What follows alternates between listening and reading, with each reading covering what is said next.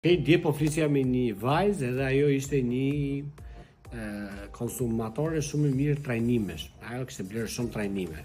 Shumë trajnime dhe nuk kishte parë në një feedback pozitiv. Edhe më ta eri tha, shiko, pse ky Trozo Masterclass është një trajnim ndryshe nga të tjerë. Shiko, unë nuk të them dot është ndryshe nga të tjerët, është i mirë apo është i keq, sepse këtë konkluzion do ta bësh ti veten tënde.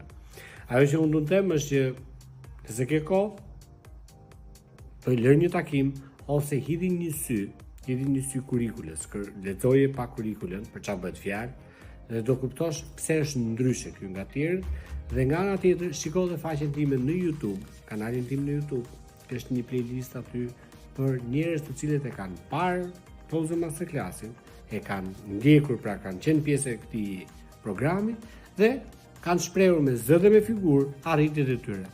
Nuk po them që ti do arrish të njëjtat arritje si ata, por po them që ti mundet të shikosh një mundësi për veten tënde. Dhe ajo që po them është që pse ky është për të tjerët, nuk e di. Pse është ndryshe nga të tjerët, këtë duhet ma thuash ti.